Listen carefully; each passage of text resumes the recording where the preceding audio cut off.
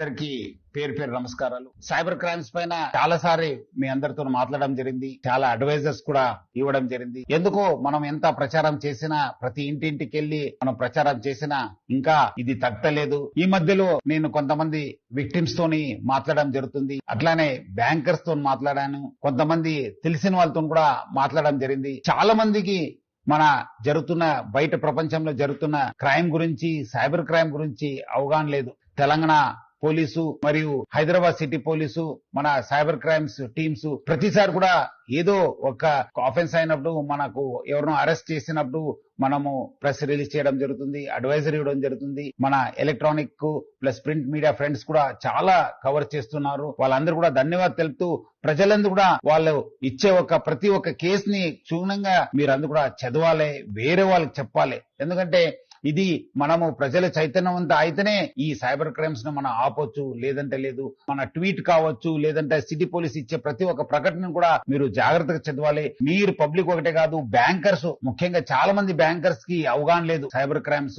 ఎందుకంటే వాళ్ళు they are the custodians of public money. Bankers ఈ మధ్యలో బ్యాంకర్స్ తో మీటింగ్ లో చూశాను, చాలా మందికి వాళ్ళ బ్యాంక్స్ లో ఎవరు కస్టమర్స్, వాళ్ళకి ఏం నష్టం అవుతుంది. ఎందుకంటే డిజిటల్ అరెస్ట్ అయినప్పుడు, ఇన్వెస్ట్మెంట్ ఫ్రాడ్స్ అయినప్పుడు వాళ్ళు డెఫినెట్ ఖచ్చితంగా బ్యాంక్ కి వస్తారు. వాళ్ళ దగ్గర ఉన్న డిపాజిట్స్ ని క్యాష్ చేసుకోవడానికి వస్తారు, లేదంటే గోల్డ్ పెట్టేసి లోన్ తీసుకోవడానికి ప్రయత్నం చేస్తారు, లేదంటే ఏదో అన్యూజువల్ బిహేవియర్ ఉంటుంది. సో బ్యాంకర్స్ కూడా వాళ్ళ కస్టమర్స్ ని కాపాడుకోవాల్సిన బాధ్యత వాళ్ళ పైన ఉంది. ఏదో మన కస్టమర్ కాదా, ఏదో నడుస్తుంది, క్రోర్స్ ఆఫ్ టుగెదర్ మన కస్టమర్స్ ఉన్నారు అని చెప్పి చెప్పడానికి లేదు. ఎవరు మోసపోతున్నారు, ఏమైతుందో ఆ కేసు పోలీస్ దృష్టికి తీసుకురావడము, లేదంటే డయల్ 100 కి ఫోన్ చేయడము, 1930 కి ఫోన్ చేయడం అనేది కూడా వాళ్ళు చేయాలి. కస్టమర్స్ కూడా కాపాడాల్సిన బాధ్యత బ్యాంకర్స్ పైన ఉంది.